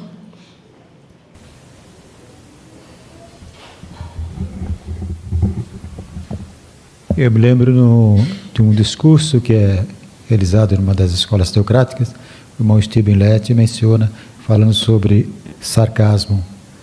A pessoa que é sarcástica é comparada a um cão que está rasgando a carne do adversário, ou da outra pessoa, ou do cão, né? Então imagina o ser humano ter assim, com as palavras, como que arrancando, ou rasgando, mordendo e puxando as carnes da pessoa. Então essas brincadeiras que talvez aí é de mau gosto, e às vezes falando na frente dos outros sobre o cônjuge, seja o homem ou a mulher, é uma falta de respeito para com o seu cônjuge, né? Então, como aprendemos aí, temos que evitar. Exato. Obrigado, irmão. Obrigado pelo seu comentário. Irmã Juliana? Aí no texto de Efésios 5:33 tem uma nota que fala que esse verbo grego que aparece de ter profundo respeito, ele tem um sentido amplo. Ele pode ter sentido de respeitar, reverenciar, e em outros contextos pode ter o sentido de temer, ter medo de. Mas como o marido cristão ama a esposa como a si mesmo, ele não dá motivos para que ela tenha medo dele. Por outro lado, ele conquista o profundo respeito dela por tratá-la da mesma forma que Cristo trata a congregação. Então, é esse o modelo que Jeová quer para os maridos cristãos. Isso. Obrigado, irmã Juliana, também pelo seu comentário. Vamos ao parágrafo 10. Jovens, obedeçam às regras que seus pais estabelecem para vocês. Falem com eles de modo respeitoso. E à medida que seus pais ficarem mais velhos, mostrem seu respeito por eles, dando a ajuda que precisam. Façam o seu melhor para cuidar deles. Veja o exemplo de Maria. Quando o pai dela, que não é testemunha de Jeová, ficou doente, foi difícil para Maria cuidar dele porque ele a tratava mal. Ela lembra: Eu orava não só para sentir respeito por meu pai, mas também para mostrar isso pelas minhas ações. Eu dizia para mim mesma: se Jeová pede que eu honre meus pais, então com certeza ele vai me dar forças para fazer isso. Com o tempo, aprendi que não precisava esperar meu pai mudar de atitude para daí ser respeitosa com ele.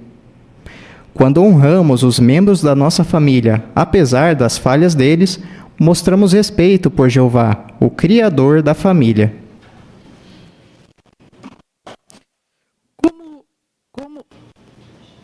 Como os filhos podem mostrar que respeitam os pais? Irmão Lucas, Rafael? Então, por continuar a falar de modo respeitoso e continuar a obedecer às regras que os pais estabelecem.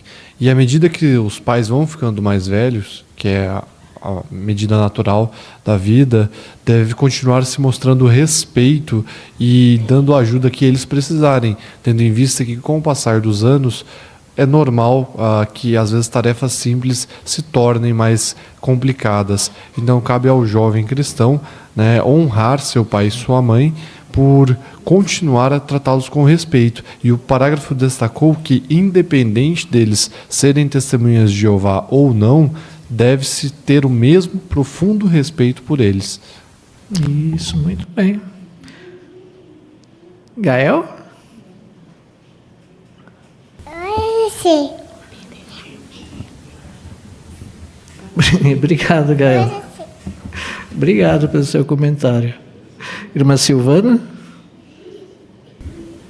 Aqui no parágrafo também nós temos uma experiência muito bonita de uma irmã chamada Maria.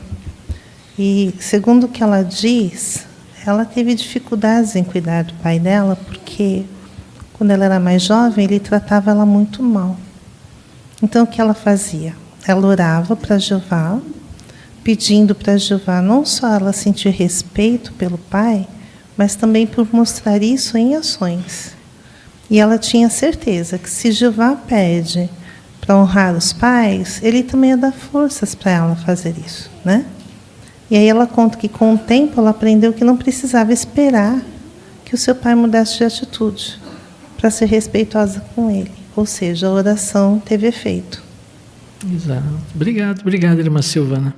Então, resumindo esses parágrafos aqui, por que dentro da família devemos mostrar respeito? Por que devemos respeitar a esposa, o marido, os filhos respeitarem os pais?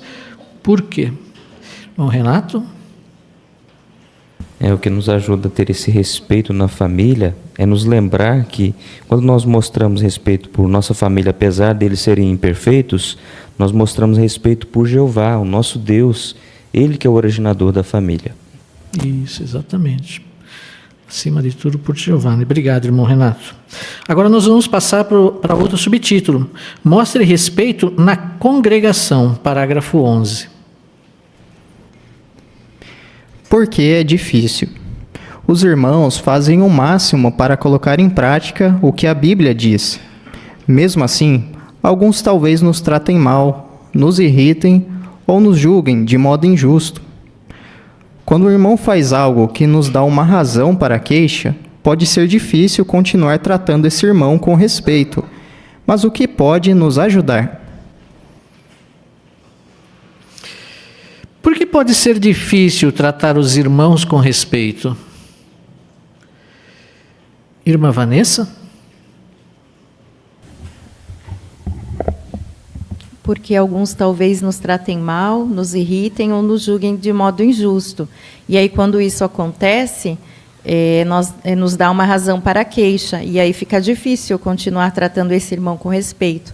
Mas, conforme Colossenses 3,13, nós devemos suportar as falhas dos nossos irmãos. Isso, muito bem, obrigado. Que pode nos ajudar, então, né? Vamos ver? Parágrafo 12.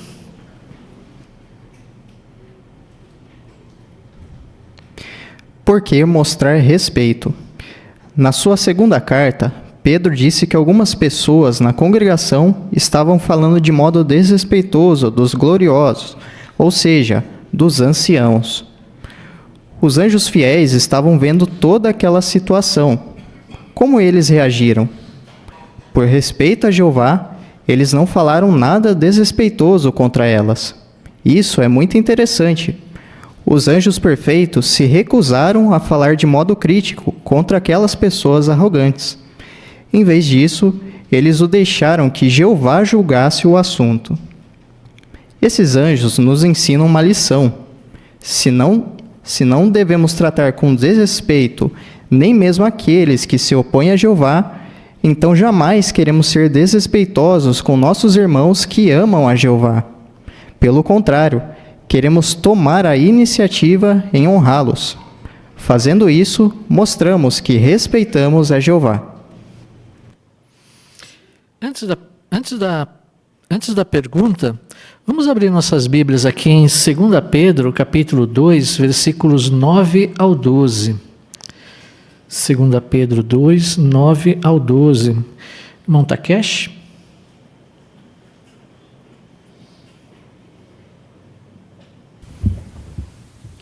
Portanto, Jeová sabe livrar da provação os que têm devoção a Ele, mas reservar os injustos para serem destruídos no dia do julgamento, especialmente os que procuram aviltar a carne de outros e desprezam a autoridade. Atrevidos e obstinados não têm medo de falar mal dos gloriosos, ao passo que os anjos, embora sejam maiores em força e poder, não os acusam com insultos, por respeito a Jeová. Mas esses homens, como animais irracionais que agem por instinto e nascem para ser apanhados e destruídos, falam mal das coisas que desconhecem. Eles sofrerão a destruição trazida pelo seu próprio proceder destrutivo. Obrigado, irmão Canada, pela leitura. Por que é importante mostrar respeito pelos irmãos? Irmão Benfica. No passado, o apóstolo Paulo ele chamou a atenção de irmãos na congregação que estavam falando mal de irmãos da dianteira, né? Os anciãos. Interessante que ele mencionou que os anjos perfeitos que estavam vendo aquele cenário, eles se recusaram a falar de um modo crítico daquelas pessoas arrogantes, né? Eles deixaram isso na mão de Jeová. E uma lição para nós: nós devemos tratar todos com respeito, mesmo as pessoas que não têm a mesma fé que a gente. Então, se nós devemos tratar essas pessoas com respeito, muito mais as pessoas, os nossos irmãos que estão ao nosso lado, né, servindo a Jeová. Nós queremos ser respeitosos com eles, né? Então, nós temos que deixar o assunto na mão de Jeová para Jeová cuidar. Obrigado, irmão. Irmã Fátima.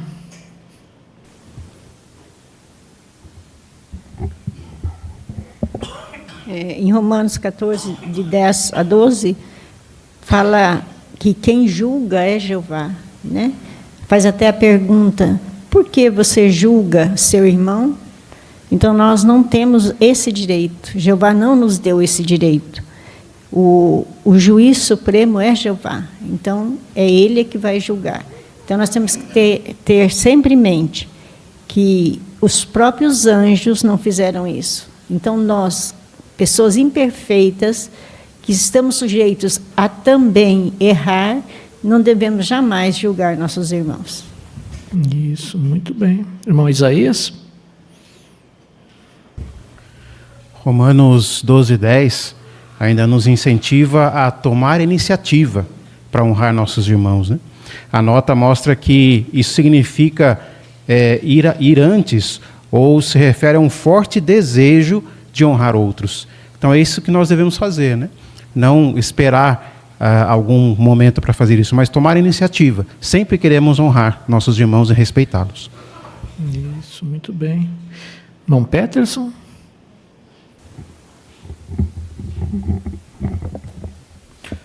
Eu achei interessante o que diz aqui em Judas 9, onde fala referente à questão do desacordo, onde Miguel, né, o arcanjo, estava tendo ali com o diabo referente à questão da disputa do corpo de Moisés. E aqui fala que, da parte de Miguel, ele não se atreveu a proferir um julgamento nem insultos contra o diabo. Ele simplesmente colocou nas mãos de Jeová, né? Onde ele falou, Jeová o censure. Então, isso é um grande exemplo, porque mesmo que a pessoa se oponha a Jeová, a gente não pode desrespeitar essa pessoa. Agora, imagina algum irmão que seja dentro da nossa congregação. Então, realmente, nós queremos mostrar o exemplo, né? Deixar na mão de Jeová, e dessa maneira a gente mostra respeito por Jeová também. Isso, muito bem. Então, muitas vezes, se nós criticamos um irmão da dianteira, criticamos um ancião, conforme mostra o parágrafo, estamos mostrando o que para com Jeová?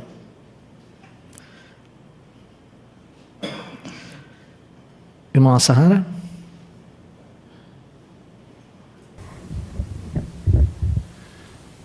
Desrespeito a Jeová porque está invadindo a autoridade dele. Nós não temos essa autoridade e temos que reconhecer nossa limitação. Isso, exatamente. Obrigado, irmão. Vamos aos parágrafos 13 e 14. Anciãos, se esforcem para ensinar com amor. Se precisarem aconselhar alguém, façam isso de modo bondoso e não quando estiverem irritados. Irmãs, vocês podem contribuir bastante para criar e manter um ambiente respeitoso na congregação. Então, nunca se envolvam em fofoca ou calúnia. Todos nós podemos mostrar que respeitamos os anciãos por cooperar com eles. Outra forma é mostrando gratidão por todo o esforço que eles fazem para organizar as reuniões e o trabalho de pregação e para ajudar aqueles que deram um passo em falso. Uma irmã chamada Rosil achava difícil respeitar um ancião que tinha dado um conselho para ela. Ela conta: eu achava que ele tinha sido duro demais comigo. Em casa, eu falava mal dele. Eu não dizia abertamente, mas achava que ele não estava nem aí para mim. Então, não escutei o conselho dele. O que ajudou Rocio? Ela explica: na minha leitura da Bíblia, eu vi o texto de 1 Tessalonicenses capítulo 5, versículos 12 e 13. Quando percebi que não estava respeitando aquele irmão, fiquei com a consciência pesada. Eu orei a Jeová e fiz pesquisas nas publicações para encontrar matérias específicas que pudessem me ajudar a mudar de atitude. Com o tempo, percebi que o problema não era o irmão, mas o meu orgulho. Agora entendo que, para conseguir respeitar outros, eu tenho que ser humilde. Eu ainda preciso melhorar, mas estou me esforçando para mostrar respeito, e isso me ajuda a sentir a paz de Jeová. Dê exemplos de como podemos mostrar respeito na congregação. Irmão Gustavo?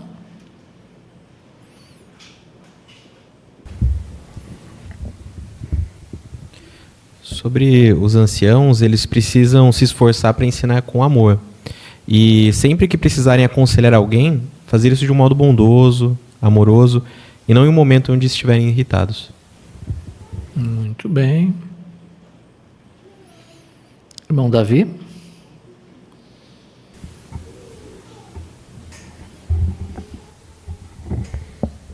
E no caso também de nossas queridas irmãs, elas também podem contribuir para criar e manter um ambiente respeitoso na congregação, por não se envolver em fofoca ou calúnia. Muito bem, obrigado, irmão Davi. Irmão José Roberto?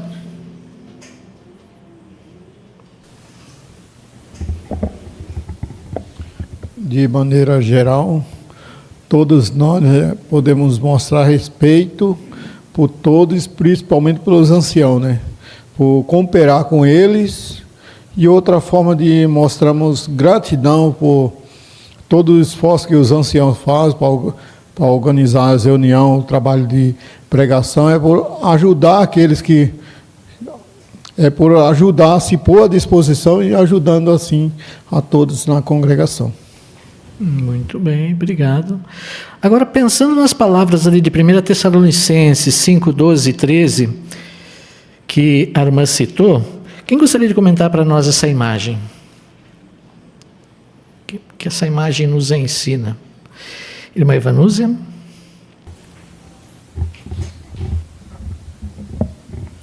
A imagem mostra aí uma das nossas irmãs, né, pensando no trabalho que um dos anciãos fazem. Então, mostra aí nas figuras ao lado, um irmão dando um discurso, né, que se preparou para isso, outro cuidando, ele mesmo cuidando de um outro irmão que precisa de cadeira de rodas, e na imagem mais abaixo, o irmão tirando neve de um salão do reino, né, da frente de um salão do reino. Então, quando nós valorizamos o trabalho dos nossos anciãos, nós também estamos mostrando respeito por eles.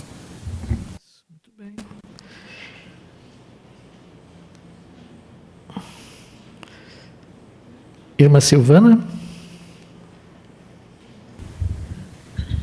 E o texto ainda destaca que, no caso, os irmãos precisam respeitar os que trabalham arduamente. E aí nós vemos essa experiência também da irmã, aqui no parágrafo, que ela tinha uma certa resistência em acatar o conselho que o ancião deu para ela. Mas talvez seja ela, nessa gravura, lendo esse texto e pensando, parando para analisar o que é trabalhar arduamente. O que o ancião fez? E aí ela passa a respeitar ele, porque ela percebe que, na verdade, o problema era a humildade dela. Ela que precisava melhorar. Então, se não houver humildade, a pessoa não vai demonstrar respeito. Ela entendeu isso. Isso. Obrigado, irmã. Obrigado pelo seu comentário também. Irmã Késia? Devemos lembrar que a gente não sabe de tudo, na congregação, principalmente entre os anciãos. Foi o que 2 de Pedro 2,12, né, nos mostra que quando falamos mal, estamos falando mal de algo que não entendemos, nós não entendemos tudo e nem vamos entender. Então, quando lembramos disso, isso nos leva a respeitar os anciãos e a olhar, então, o ponto positivo e não querer saber de tudo, porque não vamos saber. Jeová mesmo diz que isso não é a nossa parte. Mostrar respeito, mostrar amor pelos anciãos, por tudo que eles fazem por nós, né? Muito bem. Agora, mostre respeito pelos que não servem a Jeová, parágrafo 15. Por que é difícil? Na pregação, é comum encontrar pessoas que parecem não dar nenhum valor ao que a Bíblia ensina. Alguns se recusam a ouvir nossa mensagem por causa do que foram ensinados desde crianças. Além disso, talvez tenhamos de lidar com chefes ou professores que são difíceis de agradar. E nossos colegas de trabalho ou de escola talvez sejam mal educados. Com o tempo, podemos perder o respeito por essas pessoas e deixar de tratá-las como gostaríamos de ser tratados. Por que pode ser difícil mostrar respeito por aqueles que não servem a Jeová? Irmã Linda Lauren?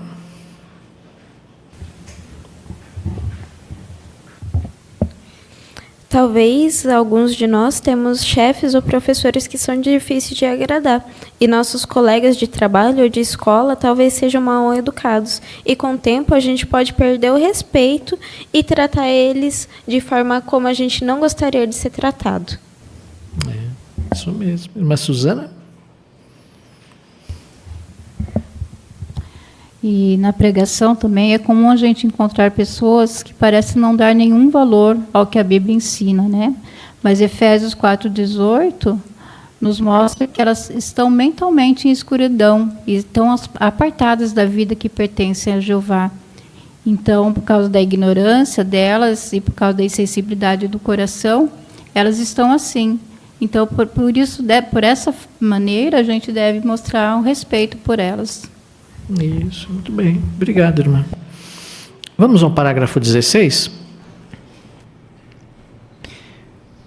Por que mostrar respeito? Lembre que Jeová presta atenção ao modo como tratamos aqueles que ainda não servem a Ele. O apóstolo Pedro disse para os cristãos que a boa conduta deles poderia fazer com que alguns glorificassem a Deus. Por isso, Pedro disse para eles explicarem suas crenças com brandura e profundo respeito. Não importa se estamos defendendo nossa fé num tribunal ou numa conversa com um vizinho. A verdade é que sempre devemos tratar os de fora da congregação como se Jeová estivesse ali do nosso lado.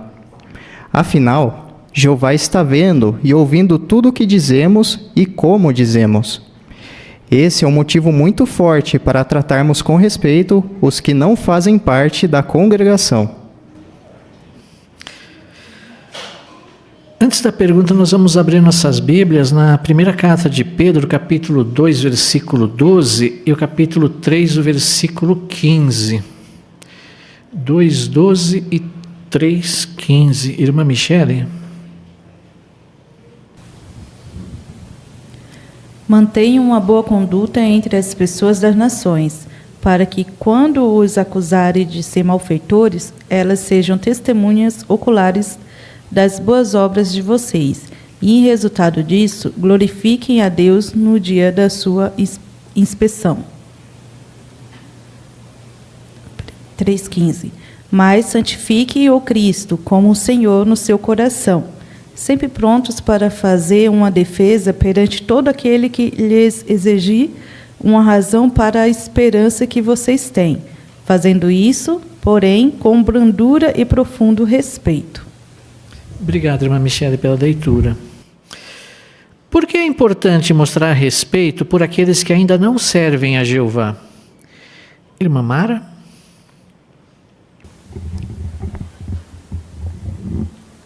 O motivo mais forte que temos para fazer isso é que o nosso Jeová, Deus, Ele vê e ouve tudo aquilo que falamos e fazemos. Por isso que ele incentivou que Pedro escrevesse na sua palavra que nós temos que mostrar uma boa conduta e fazemos nossas conversas e nas nossas defesas das nossas crenças com brandura e profundo respeito. Lembremos sempre que os que estão fora da congregação devemos vê-los como Jeová os vê, possíveis ovelhas que venham a servir a Jeová ombro a ombro junto conosco. E o respeito é a base. Obrigado, irmã Mara, pelo seu comentário. Irmã Rose? Jeová, ele está prestando atenção. E a nossa atitude, aquilo como falamos, ou o modo como reagimos, vai determinar a atitude das pessoas para com Jeová.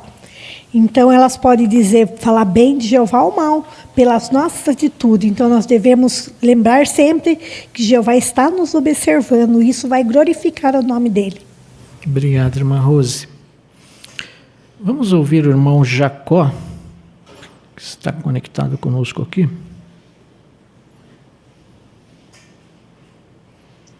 E é interessante também a gente pensar que, como por exemplo, lá, como citado em 1 Pedro 3,15, é um requisito cristão, né? No parágrafo anterior, falou sobre perder o respeito, né?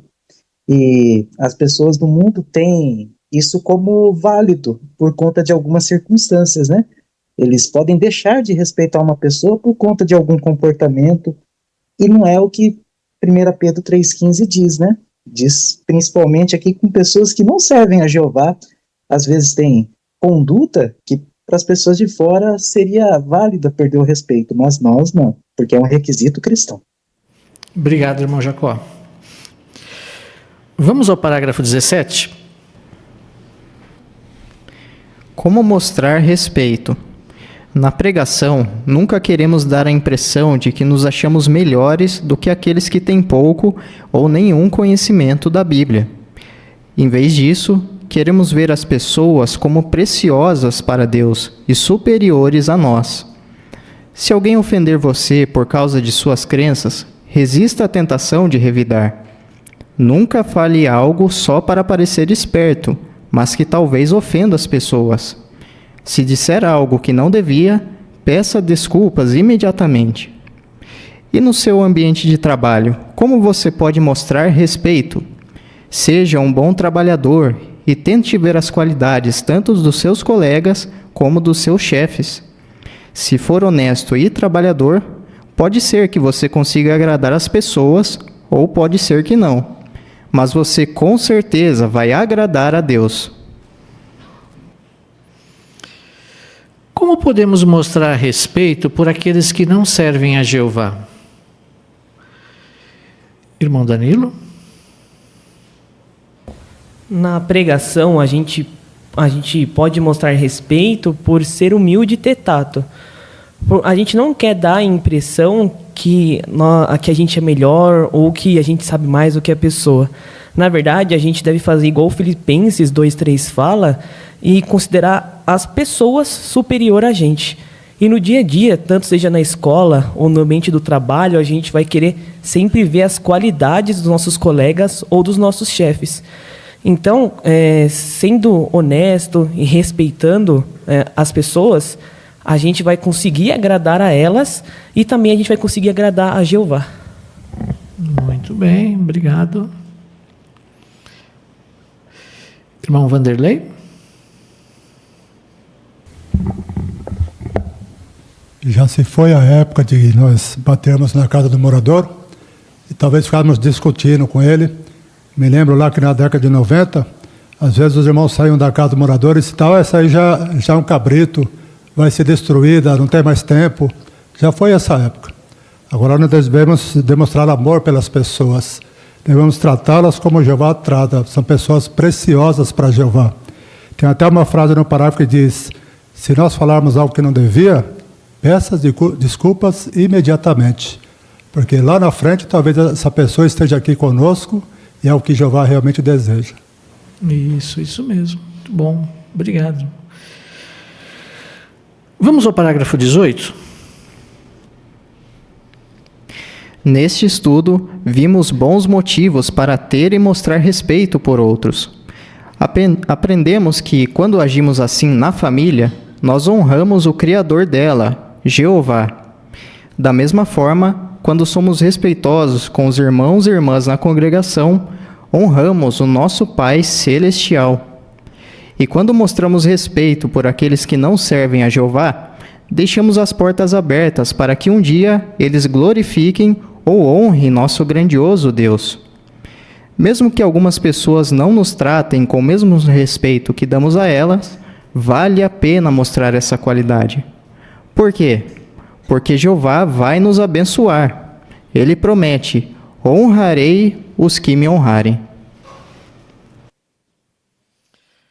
Elton, muito obrigado pela leitura que nos fez aqui, ajudou muito na boa compreensão dessa matéria. Obrigado, viu, em nome da congregação. Por que vale a pena ter e mostrar respeito por outros? Irmã Carol?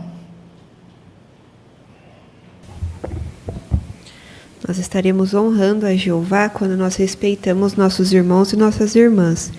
E mesmo que algumas dessas pessoas não nos tratem com o mesmo respeito, né, aquele respeito que damos a elas, vale a pena mostrarmos essa qualidade, porque Jeová vai nos abençoar. Ali em 1 Samuel 2,30, ele diz que ali ele promete, né, honrarei os que me honrarem. Isso mesmo. Obrigado, irmã Carol. Agora gostaríamos de responder a 3 perguntas. Como podemos mostrar respeito na família? Irmão Otávio?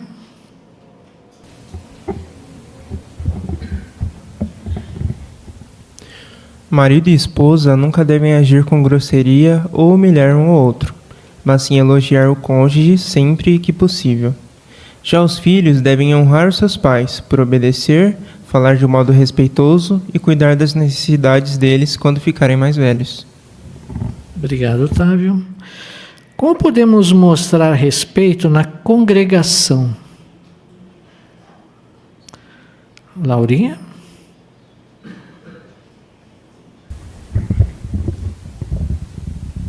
Uma forma é de mostrar gratidão àqueles irmãos que organizam as reuniões, o trabalho de pregação e ajudam aqueles que deram o passo em falso. Isso mesmo. Os irmãos ajudam tanto nós, né? Queremos mostrar respeito por eles. E como podemos mostrar respeito por aqueles que não servem a Jeová?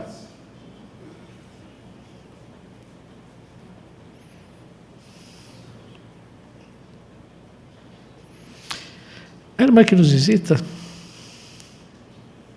Quando estamos na pregação, nunca queremos dar a impressão de que nós somos superiores à pessoa. Nós devemos tratar ela como preciosa a Jeová. Nunca falar algo só para parecer esperto. E se por um acaso ofender a pessoa, pedir desculpa para ela. E no trabalho, devemos nos esforçar para ser bons trabalhadores, agradar as pessoas e ver as qualidades dela. Mesmo se nós não conseguirmos agradar essas pessoas, nós com certeza vamos agradar a Jeová. Isso mesmo. Obrigado, irmã, pelo seu comentário. Temos certeza que esse estudo nos ajudou muito a entender a importância, né, de mostrarmos respeito por todos, né? Para isso, conforme nós vimos nesse estudo, precisamos ser humildes, né?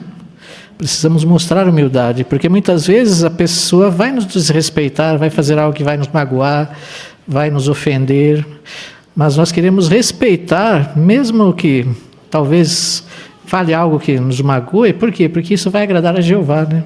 Nós estamos fazendo isso por Jeová, independente da situação, dentro da família, na congregação, com pessoas de fora. Nosso objetivo é agradar a Jeová. Então vamos mostrar respeito a todos, né? O amor, a humildade vai ajudar, e quem sabe essas pessoas possam mudar no futuro, né? Mas mesmo que não mudem, conforme nós vimos, né, estaremos alegrando o coração de Jeová, que isso é o mais importante. Obrigado, irmãos, pelos seus bons comentários e pela boa participação. E assim nós chegamos ao final desse estudo. Agora gostaríamos de convidar os irmãos, aqueles que puderem, a ficarem em pé, para juntos nós entoarmos o cântico de louvor a Jeová, o número 129, baseado em Mateus 24, 13, Eu vou perseverar. Vamos cantar todos juntos, e após o cântico nós convidamos o nosso irmão Miguel Lenoir para nos representar aqui em oração. Bem-vindos, irmãos, às joias espirituais desta semana de 24 a 30 de novembro de 2025. Começamos com a primeira pergunta. O que o monte da casa de Jeová simboliza?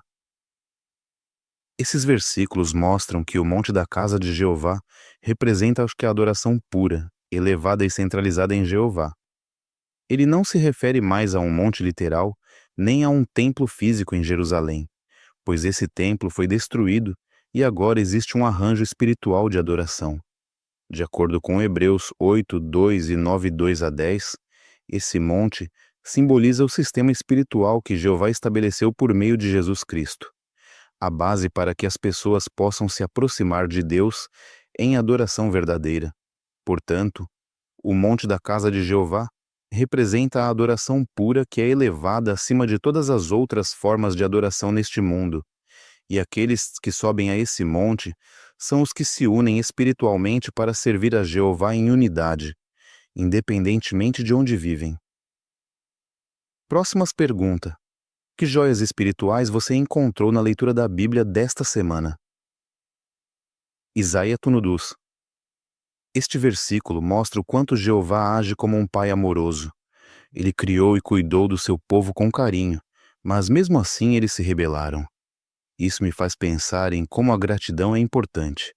Quando percebemos tudo o que Jeová faz por nós, nasce naturalmente o desejo de obedecê-lo e de agradá-lo, em vez de entristecê-lo com atitudes rebeldes. Isaías 1:3. Jeová usa uma comparação bem forte. Até animais domésticos reconhecem seu dono, mas Israel não reconhecia a Jeová. Isso me lembra da necessidade de manter minha consciência espiritual desperta. Não quero deixar que a rotina, as distrações ou as preocupações me façam esquecer daquele que sempre me guiou e cuidou de mim. Isaías 1:16 e 17. Aqui, vejo claramente a misericórdia de Jeová. Apesar dos erros do povo, ele não os abandona. Ele os convida a se limpar, mudar e aprender a fazer o que é certo. Isso me mostra que Jeová não deseja punir, mas sim ver uma transformação verdadeira. Quando fazemos o bem, buscamos justiça e ajudamos quem precisa, podemos contar com a aprovação amorosa dele. Isaías 1:18. Este versículo traz um consolo enorme. Jeová promete um perdão completo. Não importa o tamanho do erro, se houver arrependimento sincero. Ele pode nos deixar tão limpos quanto a neve. Isso me incentiva a nunca desistir, porque o perdão de Jeová é real, profundo e renovador. Isaías 1:26. É bonito ver que Jeová não apenas corrige, mas também restaura. Ele queria devolver a Israel o espírito de justiça e fidelidade que tinham no começo. Isso me ensina que, mesmo quando erramos, podemos recomeçar e recuperar a confiança de Jeová, desde que o busquemos com sinceridade. Isaías dos Dus. Este texto reforça como o propósito de Jeová é seguro. Ele promete que a adoração verdadeira se destacará acima de tudo e que pessoas de todas as nações irão a ela. Isso fortalece minha fé e me motiva a continuar ajudando outros a encontrar esse caminho. Isaías dos 3. O que me chama a atenção aqui é a humildade das pessoas que vão ao monte de Jeová. Elas não esperam ser buscadas. Elas mesmas tomam a iniciativa de aprender. Isso me ensina a manter um coração humilde e ativo, sempre disposto a buscar orientação de Jeová, por meio da Bíblia e da congregação. Isaías dos 4. Este versículo me enche de esperança. Ele mostra que Jeová acabará com todas as guerras e ensinará a humanidade a viver em paz verdadeira. Isso me ajuda a não me deixar influenciar pela violência do mundo atual e me faz lembrar que a educação de Jeová já está transformando vidas ao redor do mundo. Isaías dos 5. Gosto muito deste convite simples e direto. Venham, andemos na luz de Jeová. Não basta conhecer a verdade, é preciso vivê-la. Isso me lembra de refletir os ensinamentos da Bíblia nas minhas atitudes diárias, tanto dentro quanto fora de casa. Isaías dos 8 e 9. Este trecho mostra como a idolatria, mesmo a moderna, pode afastar as pessoas de Jeová. Quando alguém coloca confiança exagerada em riquezas, status ou realizações humanas, acaba se rebaixando espiritualmente. Isso me ajuda a examinar meu coração para garantir que nada esteja ocupando o lugar de Jeová. Isaías dos 11. Aqui, Jeová deixa claro que vai pôr fim à arrogância humana. Isso me faz pensar que, se eu quero realmente agradá-lo, preciso cultivar humildade desde agora. Em vez de buscar reconhecimento, devo lembrar que tudo o que tenho vem dele. Isaías dos 17. O fato de esse ponto ser repetido mostra como é importante para Jeová. Quando colocamos Jeová acima de tudo, ele é exaltado na nossa vida. Isso me incentiva a sempre dar glória a ele, em vez de confiar nos meus próprios méritos. Isaías dos 18 e 20. Este trecho mostra que no futuro, as pessoas vão perceber que os ídolos, de metal, de dinheiro, de status, não têm valor nenhum. Isso me faz pensar se eu, sem perceber, tenho dado importância demais a coisas passageiras. Quero manter Jeová como a prioridade do meu coração. Isaías dos 21. É impressionante pensar que até os arrogantes tentarão se esconder diante da grandeza de Jeová. Isso reforça que ninguém consegue escapar da sua presença. Por isso, o melhor é viver desde já com uma consciência limpa e com respeito profundo por ele. Isaías dos 22. Este versículo me ensina equilíbrio. Às vezes é fácil admirar demais as capacidades humanas, mas Jeová nos lembra que o ser humano é limitado e frágil. Isso me ajuda a confiar mais na orientação dele do que na opinião popular ou em soluções humanas.